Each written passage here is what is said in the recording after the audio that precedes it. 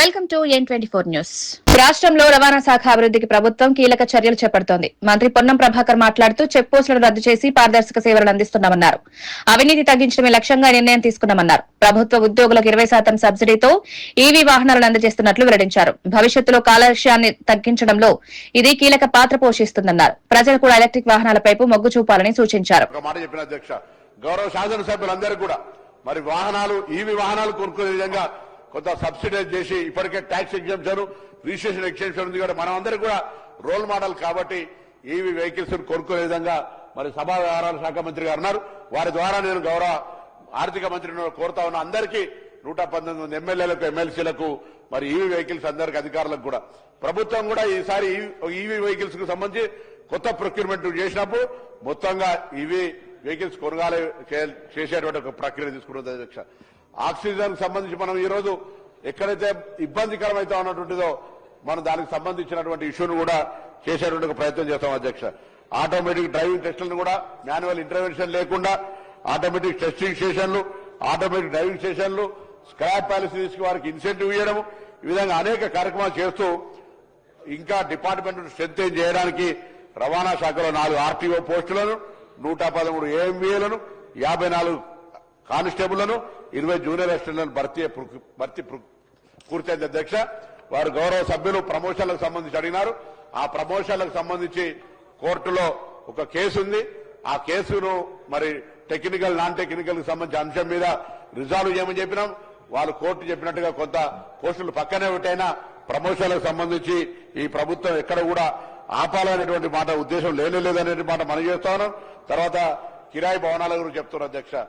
అసలు ట్రాన్స్పోర్ట్ జిల్లాలు ఇన్ని చేసిన తర్వాత వాళ్ళు 63 రవాణా శాఖ కార్యాలయాలు ఉంటే 31 కార్యాలయ అద్దె భవనాలే నడుస్తున్నారు అధ్యక్ష. ఇలా మేము వచ్చిన తర్వాత మంచి విలువైన భూములు కలిగిన రంగారెడ్డి అక్కడిక్కడ కూడా 17 శాఖలకు అసెంబ్లీలో బీఆర్ఎస్ పార్టీ వాకౌట్ చేసింది. ప్రభుత్వం పోలీసుల సంక్షేమంపై నిర్లక్ష్యం వహిస్తోందని హరీష్ రావు ఆరోపించారు. హోంశాఖ బడ్జెట్ తగ్గింపుపై సమాధానం కోరారు. బీసీల సమస్యలు, ఆత్మగౌరవ భవనాల నిధులపై స్పష్టత లేదన్నారు. ఆర్టీసీ కార్మికుల అంశంలో కూడా ప్రభుత్వం సమాధానం ఇవ్వలేదని విమర్శించారు. ప్రభుత్వం ప్రజా సమస్యలను పట్టించుకోవడం లేదని ఈ ఘటనతో అసెంబ్లీలో ఉద్రిక్తత నెలకొంది. అధికార ప్రతిపక్షాల మధ్య వాగ్వాదం చోటు చేసుకుంది. మంత్రి గారి నుంచి సమాధానం రానందుకు నిరసనగా, అదేవిధంగా పోలీసులకు కొత్త వాహనాల విషయంలో కూడా మంత్రి గారు తన సమాధానంలో చెప్పనందుకు నిరసనగా, బీసీల ఆత్మగౌరవ భవనాల విషయంలో ఒక స్పష్టమైన హామీ ఇవ్వనందుకు నిరసనగా, బీసీ సప్లాన్ అమలు విషయంలో, బీసీ కార్పొరేషన్ల నిధుల కేటాయింపు విషయంలో కూడా మంత్రి గారు స్పష్టంగా తన సమాధానం చెప్పనందుకు నిరసనగా, ఆర్టీసీ కార్మికులను వెంటనే ప్రభుత్వ ఉద్యోగులుగా గుర్తించాలని ఒక స్పష్టమైన డేట్ చెప్పాలంటే దాని మీద కూడా మంత్రి గారు తన సమాధానాన్ని దాటవేసినందుకు ఆర్టీసీ కార్మికుల పట్ల వారు చూపిస్తున్న వైఖరికి నిరసనగా బీఆర్ఎస్ పార్టీ తరఫున మేము వాకౌట్ చేస్తున్నాం అధ్యక్ష. కరీంనగర్ పోలీస్ కమిషనర్ పై బీఆర్ఎస్ ఎమ్మెల్యే పాడి కౌశిక్ రెడ్డి తీవ్ర ఆరోపణలు చేశారు. ఫైరింగ్ రేంజ్ లో జరిగిన ఘటనలో వృద్ధురాలు గాయపడిన విషయాన్ని ప్రస్తావించారు. హోంగార్డుల బదిలీలో అవినీతి జరిగిందని ఆరోపించారు. ప్రభుత్వ వాహనాన్ని ప్రైవేట్ వ్యక్తులకు ఇచ్చారని విమర్శించారు. ఈ విషయాలను ఆధారాలతో బయటపెట్టినప్పటికీ ప్రభుత్వం చర్యలు తీసుకోవడం లేదని ప్రశ్నించారు. ఈ ఆరోపణలు రాజకీయంగా దుమారం రేపాయి. కరీంనగర్ జిల్లాలో ఉన్న ప్రతి పోలీస్ ఆఫీసర్ పక్షాన ఇవాళ నేను అడుగుతా ఉన్నాను అధ్యక్ష. ఇవాళ కరీంనగర్ జిల్లాలో కరీంనగర్ సిపి గారు ఇలా పవర్ఫుల్ వెపన్స్ తోని ప్రైవేటు వ్యక్తులతోని ఫైరింగ్ చేయించిండు ఫైరింగ్ రేంజ్ లో అని సభ దృష్టికి నేను తీసుకొని వచ్చిన అధ్యక్ష. AK-47 వెపన్ తోని 10 రౌండ్లు, SLR వెపన్ తోని 10 రౌండ్లు, ఇలా పిస్టల్ తోని 10 రౌండ్లు, మొత్తము 180 రౌండ్లు ఫైరింగ్ ప్రైవేట్ వ్యక్తులతోని సిపి గారి సతీమణి వారి ఫ్రెండ్స్ తోని ఫైరింగ్ చేస్తే బోనాలపల్లి అనే గ్రామంలో ఆ బుల్లెట్లు అన్ని దూసుకపోతే అమృతమ్మ అనే ముసలమ్మకి ఇలా కాలికి బుల్లెట్ తగిలింది. ఇది మీరు చెప్పింది పూర్తిగా వాస్తవము, ఇది అవాస్తవం కానే కాదు. ఇది ఒకటి. రెండోది, ఇలా 337 మంది హోంగార్డులని కరీంనగర్ జిల్లాలో ఉన్న హోంగార్డులని సిరిసిల్లాకి జగిత్యాలకి ట్రాన్స్ఫర్ చేసిరు. జగిత్యాల నుంచి సిరిసిల్లా నుంచి వచ్చిన హోంగార్డులు 186 మంది దగ్గర సిపి గారు లక్ష రూపాయలు తీసుకొని 1,86,00,000 రూపాయలు వసూలు చేసి ఇలా పోస్టింగ్లు ఇచ్చిండ్రు. పెద్దపల్లి గ్రామం పెద్దపల్లి జిల్లాకి ట్రాన్స్ఫర్ చేయలేదు. ఆనాడు పెద్దపల్లి జిల్లాలో హోంగార్డులను ఎందుకు ట్రాన్స్ఫర్ చేయాలంటే శ్రీధర్ బాబు గారి దగ్గర హోంగార్డులు వస్తే మీరు చెప్తే ట్రాన్స్ఫర్ చేయలేదు. కానీ ఇది నేను చెప్పింది 100కి 100 వాళ్ళు నిజము. ఇది అయిపోయిన తర్వాత ఇవాళ కరీంనగర్ జిల్లాలో అలాట్ అయిన ఇనోవా ప్రైవేటు వ్యక్తులకి తీసుకొచ్చి హైదరాబాద్లో పెట్టినని సువేదాతో సహా ఇదే అసెంబ్లీ సాక్షిగా మీకు నేను చూపించిన. ఇలా ఎందుకు మీరు యాక్షన్ తీసుకుంటలేరు? ఇలా సిపి గారి మీద ప్రేమ ఏంటిది ప్రభుత్వానికని నేను అడుగుతాను. హైదరాబాద్ శివారులో మంచిరేవుల వద్ద ఓంకారేశ్వర ఆలయ నిర్మాణానికి సీఎం రేవంత్ రెడ్డి శంకుస్థాపన చేశారు. డిప్యూటీ సీఎం భట్టి విక్రమార్కతో కలిసి కార్యక్రమంలో పాల్గొన్నారు. మూసీ రివర్ ఫ్రంట్ ప్రాజెక్టులో భాగంగా ఈ ఆలయం నిర్ణయించబడుతోంది. ప్రాంతాన్ని పర్యాటక కేంద్రంగా అభివృద్ది చేయాలని ప్రభుత్వం లక్ష్యంగా పెట్టుకుంది. మత సౌహార్దానికి ప్రాధాన్యమిస్తూ మసీద్, చర్చ్, గురుద్వారా కూడా నిర్మించాలని ప్రణాళికలు ఉన్నాయి. మూసీ నది చుట్టూ శుద్ది పనులను వేగవంతం చేస్తామని సీఎం తెలిపారు.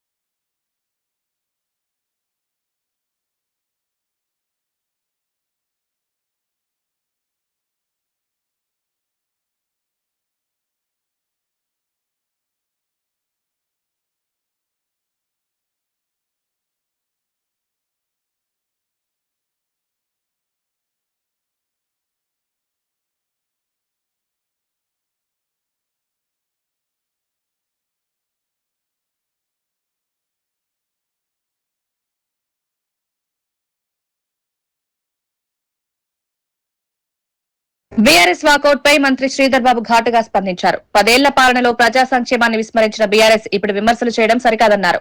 అసెంబ్లీలో ప్రజా సమస్యలపై చర్చకు రాగానే సమాధానం చెప్పలేక వాకౌట్ చేస్తున్నారని విమర్శించారు. ప్రజా ప్రభుత్వాన్ని బద్నాం చేయడం వీరి లక్ష్యమన్నారు. నైతిక విలువలు పాటించేవారు ఇలా వ్యవహరించారని పేర్కొన్నారు. చేసేది క్షేత్రస్థాయిలో మార్పులు తీసుకురావడానికి, వారి ఆర్థిక సామాజిక పరిస్థితులను, రాజకీయ పరిస్థితులను మెరుగుపరచడానికి చేస్తా ఉన్న ప్రయత్నానికి నీరుగార్చకుండి మీరు చేయండి. ప్రజాస్వామికంగా మీకు హక్కు ఉంటుంది. సభాపరంగా మీరు అనుమతి ఇచ్చారు, వారు మాట్లాడారు, వాకౌట్ చేయటం జరిగింది. మేము ఈరోజు కూడా కోరుతా ఉన్నాం, కేవలం రాజకీయంగా ఉపయోగించుకోకండి. దాంతోపాటు ఈరోజు ప్రభుత్వం, మా ముఖ్యమంత్రి గారు, అదేవిధంగా బలహీన వర్గాలకు సంబంధించిన మంత్రి గారు చేస్తా ఉన్న అనేక కార్యక్రమాలను కూడా చెప్పాల్సిన ధర్మం వారిపైన ఉంది. ఆర్టీసీని నీరు కార్చింది ఎవరు అధ్యక్ష? ఇప్పుడే సాంబశివరావు గారు చెప్పారు, 56 మంది చనిపోయారు అధ్యక్ష. వారి ప్రభుత్వంలో ధర్నా చేస్తా ఉంటే, 50 రోజులు ధర్నా చేస్తూ ఉంటే ఒక్కో రోజు కూడా వారితో ఎవరు మాట్లాడలే. చాలా మంది ఆర్టీసీ కార్మికులు చనిపోవటం జరిగింది. ఎవరు కారణం అధ్యక్ష? ఈ రోజు ఆర్టీసీని, నష్టాల్లో ఉన్న ఆర్టీసీని లాభాల్లో తీసుకుపోయింది ఎవరు అధ్యక్ష? ఈ రోజు కాంగ్రెస్ పార్టీ పరంగా ఈ రోజు మా ప్రభుత్వం ఏర్పడిన తర్వాత ఆర్టీసీ సంస్థను లాభాల్లో తీసుకెళ్లే కార్యక్రమం ముఖ్యమంత్రి గారు పొన్నం ప్రభాకర్ గారు చేస్తా ఉన్న ప్రయత్నాన్ని తప్పకుండా గుర్తించాల్సిన అవసరం వారిపైన ఉండే. సమీక్ష చేస్తూ ఉన్నారు. సంఘాలకు సంబంధించి వారు చెప్పడం కూడా జరిగింది. అన్ని ప్రశ్నలకు సమాధానం చెప్పిన తర్వాత వాకౌట్ చేయటం సబబు అధ్యక్ష. ప్రజలందరూ కూడా గమనిస్తూ ఉన్నారు. ఇంకా మాకు 3 ఏళ్ల సమయం ఉంది. మొదటి దశలో మళ్ళా ఇంకా 5 ఏళ్లు కూడా ఉండబోతాం. అన్ని కార్యక్రమాలు బలహీన వర్గాలకు సంబంధించి రేపు రాహుల్ గాంధీ గారు ప్రధానమంత్రి అయిన తర్వాత, మా పార్టీ కేంద్రంలో అధికారానికి వచ్చిన తర్వాత మొట్టమొదటి కార్యక్రమమే రాహుల్ గాంధీ గారి నాయకత్వంలో ఈ రోజు రాజ్యాంగ చట్ట సవరణ చేసి 42% పై మించి ఎంత జనాభా ఉంటే అంత జనాభాకు సంబంధించి సామాజిక, ఆర్థిక, రాజకీయ రిజర్వేషన్ కల్పించే కార్యక్రమం చేస్తా ఉన్న తరుణంలో అడుగులకు ముందుకు వేస్తా ఉన్నాం అధ్యక్ష. దానికి అడ్డు రావద్దని ఈ రోజు వారు వాకౌట్ కు సంబంధించి కారణం లేకుండా వాకౌట్ చేస్తా ఉన్న సందర్భాన్ని కూడా చెప్తూ మంత్రి పొన్నం ప్రభాకర్ రవాణా శాఖలో సంస్కరణలపై కీలక వివరాలు వెల్లడించారు. చెక్ పోస్టులను రద్దు చేసి అవినీతి తగ్గించామన్నారు. ప్రజలకు వేగవంతమైన పారదర్శక సేవలు అందిస్తున్నామన్నారు. పర్యావరణ పరిరక్షణ దృష్ట్యా ఎలక్ట్రిక్ వాహనాల వినియోగాన్ని ప్రభుత్వం భారీగా ప్రోత్సహిస్తోంది. ప్రభుత్వ ఉద్యోగులకు 20% సబ్సిడీతో ఈవీ వాహనాలను అందజేస్తున్నట్లు వెల్లడించారు. కాలుష్యాన్ని తగ్గించడంలో ఈ చర్యలు కీలకమని పేర్కొన్నారు. భవిష్యత్ రవాణా విధానాల్లో ఈవీలకు ప్రాధాన్యం పెరుగుతుందన్నారు. ప్రజలు కూడా ఈవీల వైపు మారాలని సూచించారు. రోల్ మోడల్ కాబట్టి ఈవీ వెహికల్స్ కొనుక్కునే విధంగా మరి సభా వ్యవహారాల శాఖ మంత్రి గారు ఉన్నారు. వారి ద్వారా నేను గౌరవ ఆర్థిక మంత్రిని కోరుతా ఉన్న అందరికీ 119 ఎమ్మెల్యేలకు, ఎమ్మెల్సీలకు మరి ఈవీ వెహికల్స్ అందరికి అధికారులకు కూడా ప్రభుత్వం కూడా ఈసారి ఈవీ వెహికల్స్ కు సంబంధించి కొత్త ప్రొక్యూర్మెంట్ చేసినప్పుడు మొత్తంగా ఈవీ వెహికల్స్ కొనుగోలు చేసేటువంటి ఒక ప్రక్రియ తీసుకున్నది అధ్యక్ష. ఆక్సిజన్ సంబంధించి మనం ఈ రోజు ఎక్కడైతే ఇబ్బందికరమైతే ఉన్నటువంటిదో మనం దానికి సంబంధించినటువంటి ఇష్యూను కూడా చేసేటువంటి ఒక ప్రయత్నం చేస్తాం అధ్యక్ష. ఆటోమేటిక్ డ్రైవింగ్ టెస్టులను కూడా మాన్యువల్ ఇంటర్వెన్షన్ లేకుండా ఆటోమేటిక్ టెస్టింగ్ స్టేషన్లు, ఆటోమేటిక్ డ్రైవింగ్ స్టేషన్లు, స్క్రాప్ పాలసీస్కి వారికి ఇన్సెంటివ్ ఇవ్వడం, ఈ విధంగా అనేక కార్యక్రమాలు చేస్తూ ఇంకా డిపార్ట్మెంట్ స్ట్రెంత్ చేయడానికి రవాణా శాఖలో 4 ఆర్టీఓ పోస్టులను, 113 ఏఎంవీలను, 54 కానిస్టేబుళ్లను, 20 జూనియర్ అసిస్టెంట్లను భర్తీ పూర్తయింది అధ్యక్ష. వారు గౌరవ సభ్యులు ప్రమోషన్లకు సంబంధించి అడిగినారు. ఆ ప్రమోషన్లకు సంబంధించి కోర్టులో ఒక కేసు ఉంది. ఆ కేసును మరి టెక్నికల్ నాన్ టెక్నికల్ కి సంబంధించిన అంశం మీద రిజాల్వ్ చేయమని చెప్పినాం. వాళ్ళు కోర్టు చెప్పినట్టుగా కొంత పోస్టులు పక్కనే పెట్టైనా ప్రమోషన్లకు సంబంధించి ఈ ప్రభుత్వం ఎక్కడ కూడా ఆపాలనేటువంటి మాట ఉద్దేశం లేదు. కేంద్ర మంత్రి బండి సంజయ్ సోలార్ ఎనర్జీపై కీలక వ్యాఖ్యలు చేశారు. కేంద్ర ప్రభుత్వం సోలార్ వ్యవస్థలపై 80% సబ్సిడీతో పాటు రుణ సౌకర్యాలు కల్పిస్తున్నట్లు తెలిపారు. ప్రజాప్రతినిధులు ముందుగా తమ ఇళ్లలో సోలార్ ఏర్పాటు చేసుకోవాలని సూచించారు. ప్రజలకు ఆదర్శంగా నిలవాలన్నారు. రాష్ట ప్రభుత్వం పీఎం సూర్యఘర్ పథకంపై అవగాహన కల్పించడంలో విఫలమైందని విమర్శించారు. విద్యుత్ ఉత్పత్తిలో సోలార్ కీలకమన్నారు. ప్రజలు ఈ అవకాశాన్ని వినియోగించుకోవాలని సూచించారు. 30,000 నుంచి 78,000 రూపాయల సబ్సిడీ వస్తుంది మనకి దీని ద్వారా. ఇటువంటి పరిస్థితుల్లో ఇవాళ మనం విద్యుత్ మీద ఆధారపడి ఉండకుండా ఈ సోలార్ ప్యానెల్ ఏర్పాటు చేసుకుంటే విద్యుత్ ఆదా అవుతుంది. ఇవాళ మనం నిలయోగ ఖర్చులు కూడా ఆదా అవుతాయి. ప్రభుత్వాలు దీని మీద అవగాహన కల్పించడంలో విఫలమవుతున్నాయి. నియోజకవర్గాల పునర్విభజన 33% మహిళా రిజర్వేషన్ అన్న వెంటనే రాష్ట్ర ముఖ్యమంత్రికి టెన్షన్ స్టార్ట్ అయింది. డిప్రెషన్ లో పోతున్నారు రాష్ట్ర ముఖ్యమంత్రి. తెలంగాణ సమాజం ఇలా నవ్వుకుంటున్నారు, అసహించుకుంటున్నారు. ముఖ్యమంత్రి భాష చూసిన తర్వాత ముఖ్యమంత్రి గారు వ్యవహార శైలి మార్చుకోవాలి. ఎలక్షన్ రాగానే మాకు గుండ్లు గుర్తొస్తాయి ఆయనకు, కానీ 6 గ్యారెంటీలు మాత్రం గుర్తురావు. ఆయనకు ఇచ్చిన హామీలు గుర్తురావు. 6 గ్యారెంటీ నుంచి పబ్లిక్ దృష్టి డైవర్ట్ చేయడానికి ఇది రాష్ట్ర ముఖ్యమంత్రి గారు ఆడుతున్న నాటకం. మూసీ రివర్ ఫ్రంట్ ప్రాజెక్టుపై సీఎం రేవంత్ రెడ్డి కీలక ప్రకటన చేశారు. మంచిరేవుల వద్ద ఓంకారేశ్వర ఆలయానికి శంకుస్థాపన చేసి ప్రాజెక్టును వేగవంతం చేస్తున్నట్టు తెలిపారు. మూసీ నదిని శుద్ది చేసిన పర్యాటక కేంద్రంగా అభివృద్ది చేస్తామన్నారు. ప్రాజెక్టు అడ్డంకులు కలిగిస్తే కఠిన చర్యలు తీసుకుంటామని హెచ్చరించారు. మత సౌహార్దానికి ప్రత్యేకగా మసీద్, చర్చ్, గురుద్వారా నిర్మాణం కూడా చేపడతామన్నారు. ఈ ప్రాజెక్టు రాష్ట్రానికి ప్రతిష్టాత్మకమని పేర్కొన్నారు. ఆ ప్రాంతానికి ఒక చరిత్ర ఉన్నది. అక్కడ ఒక గొప్ప స్వర్ణ దేవాలయం లాంటి సిక్ సోదరుల యొక్క విశ్వాసానికి ఒక మందిరాన్ని నిర్మించాలి ఈ మూసీ నది పరివాహక ప్రాంతంలో అని చెప్పి ఈనాడు మా ప్రభుత్వం భావిస్తుంది. అలా ముందుకెళ్ళిన తర్వాత ఉప్పల్ నాగోల్ ప్రాంతంలో ఒక అద్భుతమైన చర్చ్ను మెదక్లో 100 సంవత్సరాల క్రితం అంతకంటే ముందే కరువు వచ్చినప్పుడు ఒక అద్భుతమైన చర్చిని ఆ ప్రాంత ప్రజలకు జీవనోపాధి కల్పించడానికి, ఆకలి తీర్చడానికి ఆనాడు ఒక అద్భుతమైన చర్చ్ను నిర్మించడం జరిగింది.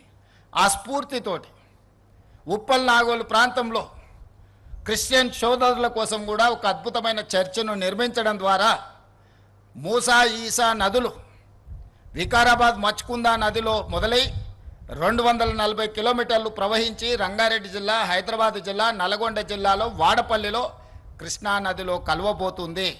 ఇది ఒక సంస్కృతికి, సాంప్రదాయాలకు, ఈ ప్రాంత ప్రజలకు, రైతులకు ఒక అద్భుతమైన పర్యాటక కేంద్రంగా, ఒక అద్భుతమైన వ్యాపార కేంద్రంగా, ఒక అద్భుతమైన ధ్యాన మందిరాలతో, సంస్కృతి సాంప్రదాయాలతో అభివృద్ధి చేయాలని ఈనాడు ఈ కార్యక్రమాన్ని చేపట్టడం జరిగింది. పెట్రోల్, డీజిల్ ధరలపై కేంద్రం తీసుకున్న నిర్ణయాన్ని బీజేపీ నేతలు ప్రస్తావించారు. కేంద్రం ఎక్సైజ్ డ్యూటీ తగ్గించి ప్రజలకు ఊరట కల్పించిందన్నారు. పెట్రోల్ పై పన్నును 13 నుంచి 3 రూపాయలకి, డీజిల్ పై 0కి తగ్గించారని పేర్కొన్నారు. అయితే తెలంగాణ ప్రభుత్వం అధిక వాట్ వసూలు చేస్తోందని విమర్శించారు. లీటర్ పెట్రోల్ పై భారీ మొత్తాన్ని రాష్ట్రం వసూలు చేస్తోందని ఆరోపించారు. కేంద్రం ఆదాయాన్ని వదులుకుంటే రాష్ట్రం భారం పెడుతోందన్నారు. ప్రజలకు నిజాలు తెలియజేయాలని డిమాండ్ చేశారు. వ్యాట్ వేసి 27% డీజిల్ మీద వ్యాట్ వేసి భారతదేశంలో ఏ రాష్ట్రంలో లేనంత విధంగా తెలంగాణ రాష్ట్రంలో అత్యధికంగా వ్యాట్ వసూలు చేస్తున్నటువంటి తెలంగాణ రాష్ట్రం ఈ రోజు మరి ప్రజల సంక్షేమం కోసం ఆలోచన చేయకుండా ప్రజల మీద భారాన్ని మోపుతున్నటువంటి ముఖ్యమంత్రి గారు ఒకసారి ఆలోచన చేయాలి. మీరు కూడా డీజిల్, పెట్రోల్ మీద సుంకాన్ని సగం కన్నా తగ్గించాలని భారతీయ జనతా పార్టీ డిమాండ్ చేస్తున్నారు. ఈ రోజు క్రూడ్ ఆయిల్ ధరలు పెరిగితే ఆ క్రూడ్ ఆయిల్ పెరిగిన ధరలు ప్రజల మీద భారం పడొద్దని డీజిల్ సుంకాన్ని పూర్తిగా తగ్గించినటువంటి, జీరో చేసినటువంటి నరేంద్ర మోడీ గారు పెట్రోల్ మీద కూడా సుంకాన్ని తగ్గించి ప్రజలను వైపు కాపాడుతున్న సందర్భంగా తెలంగాణ రాష్ట్రంలో అత్యధికంగా 35% పెట్రోల్ మీద 27% డీజిల్ మీద భారాన్ని మోపుతున్నటువంటి ముఖ్యమంత్రి రేవంత్ రెడ్డి గారు వెంటనే ఈ సుంకాన్ని తగ్గించాలని భారతీయ జనతా పార్టీ డిమాండ్ చేస్తున్నది. కేంద్ర ప్రభుత్వం ఒకవైపు ఇంధన కొరత రావద్దని విదేశాంగ విధానాన్ని అవలంబిస్తూ వివిధ దేశాలతోటి, గల్ఫ్ దేశాలతోటి, వివిధ దేశాలతోటి క్రూడ్ ఆయిల్ ఎక్కడ కూడా ఈ రాష్ట్రంలో కొరత ఉండద్దని ఎప్పటికప్పుడు వారితో మాట్లాడి క్రూడ్ ఆయిల్ స్టాక్స్ ని నిల్వలు ఉంచుకుంటే రాష్ట్ర ప్రభుత్వం దీన్ని ఆశగా తీసుకుని అత్యధికంగా వ్యాట్ రూపేణా ప్రజల నడుము విరుస్తున్నటువంటి రాష్ట్ర ప్రభుత్వం ఇప్పటికన్నా కన్ను తెరిచి సామాన్య ప్రజల్ని పన్నుల భారం నుంచి తగ్గించాలని నరేంద్ర మోడీ గారు తీసుకొచ్చినటువంటి విధానంతో ప్రజల సంక్షేమం కోసం ఆలోచన చేసేటువంటి నరేంద్ర మోడీ గారికి ప్రత్యేకంగా ప్రజల తరఫున ధన్యవాదాలు తెలియజేస్తాను. భారత్ మాతాకి జై. బీఆర్ఎస్ ఎమ్మెల్యే సునీతా లక్ష్మారెడ్డి కళ్యాణ లక్ష్మి పథకం అమలుపై ప్రశ్నించారు. తన నియోజకవర్గంలో పెళ్లై సంవత్సరమైనా ఇప్పటికీ సాయం అందలేదన్నారు. పాప పుట్టినా కూడా లబ్దిదారులకు నిధులు రాలేదని పేర్కొన్నారు. ప్రభుత్వం హామీలు ఇచ్చి అమలు చేయడం లేదని విమర్శించారు. పేదల కోసం ఉన్న పథకాలు సమయానికి అందాలని డిమాండ్ చేశారు. లబ్దిదారులు ఇబ్బందులు పడుతున్నారని తెలిపారు. ఈ సమస్యను ప్రభుత్వం వెంటనే పరిష్కరించాలని కోరారు. సైన్ చేసలేరేమో అని చెప్పేసి అంటున్నారు అధ్యక్ష. ఒక ఎమ్మెల్యేగా మరి లబ్ధిదారులకు ఎక్కడ ఇబ్బంది కలగద్దని రోడ్డు మీద ఉంటే రోడ్డు మీద కూడా సంతకం పెట్టి పంపిస్తా ఉన్నాను అధ్యక్ష. అయితే కళ్యాణ లక్ష్మి పిల్ల వచ్చిన తర్వాత, పిల్ల పుట్టిన తర్వాత ఇస్తున్నారు అని చెప్పేసి అంటే వాళ్ళు ఆ రోజు నవీన్ అధ్యక్ష మీరే తప్పు చేస్తున్నారని చెప్పేసి అంటున్నారు అధ్యక్ష. నా నియోజకవర్గాన్ని అత్నూరా మండలానికి సంబంధించి అధ్యక్ష మరి గోపాల్ మహేశ్వరి డాటర్ ఆఫ్ గోపాల్ వీళ్ళకి సంబంధించి పెళ్ళయింది 18/2/2004 అధ్యక్ష. ఈ 2026 అంటే 2 years అయిపోయింది. ఇంతవరకు కళ్యాణ్ లక్ష్మి షాదీ ముబారక్ రాలేదు అధ్యక్ష. దీన్ని ఒకసారి గమనించాలని కోరుతాను. నేను మంత్రి గారు కూడా మీ ద్వారా పంపిస్తాను అధ్యక్ష. మరి అదేవిధంగా బాబు బుట్టి ఫస్ట్ బర్త్డే కూడా అయిపోయింది అధ్యక్ష. మీకు ఫోటో కూడా చూపిస్తున్నాను అధ్యక్ష. బాబు బుట్టి 1 year అయిపోయినాక కూడా ఇంకా కళ్యాణ్ లక్ష్మి వస్తలేదు అధ్యక్ష. మరి అదేవిధంగా ఇంకొక పేరు కూడా ఉంది అధ్యక్ష, మాధవి అని చెప్పేసి. తన కూడా 2 years అయిపోతుంది నాగారం విలేజ్కి, ఇంతవరకు కూడా పెన్షన్ రాలేదని చెప్పేసి కూడా నేను కళ్యాణ లక్ష్మి రాలేదని చెప్పేసి మీ ద్వారా మంత్రి గారి దృష్టికి తీసుకొస్తా ఉన్నాను అధ్యక్ష.